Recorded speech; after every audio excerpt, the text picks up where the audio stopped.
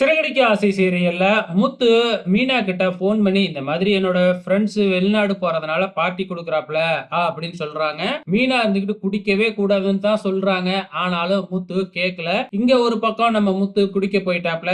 இந்த பக்கம் வந்து பாத்தீங்கன்னா, ரோகிணி பல்லு வலியால துடிச்சுக்கிட்டு இருக்காங்க. அதுக்கப்புறம் பாத்ரூம்க்கு குளிக்கிறதுக்காக போறாங்க. அந்த நேரம் பார்த்து ரோகிணியோட அம்மாவும் குழந்தையும் தங்கி இருக்கிற வீட்டு ஓனர் ஃபோன் பண்ணி ரோகிணி கிட்ட வாடகை கேட்கறதுக்காக ஃபோன் பண்ணியிருக்காங்களாட்டுக்கு. சோ ரோகிணி குளிச்சுக்கிட்டு இருக்கிறதுனால மனோஜ் தான் போனை அட்டன் பண்றாப்ல.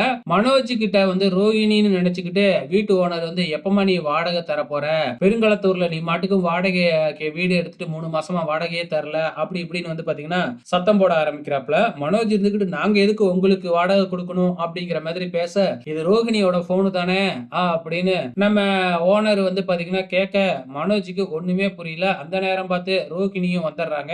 நீ எதுக்காக என்னோட போனை அட்டன் பண்ண அப்படின்னு ரோகிணி சண்டை போட, அதெல்லாம் இருக்கட்டும், நீ எதுக்காக பெருங்களத்தூர்ல வீடு வாடகைக்கு எடுத்திருக்கிற, எனக்கு தெரியாம என்னென்னலாம் பண்ணிக்கிட்டு இருக்க அப்படின்னு ரோகிணியோட பயங்கரமா சண்டை போடுறாப்ல.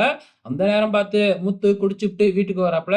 மீனா ஈஸியாவே கண்டுபிடிச்சிடுறாப்ல. இதனால முத்துவுக்கும் மீனாவுக்கும் செம்மையா தகராறு ஏற்படுது.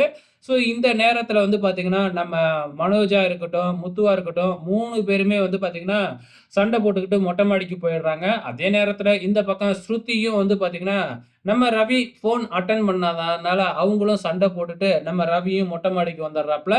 3 பேருமே மேல உட்காந்துக்கிட்டு கலகலப்பா பேசிக்கிறாங்க. எதுக்காக சண்டை போட்டோம் அப்படிங்கிற மாதிரி.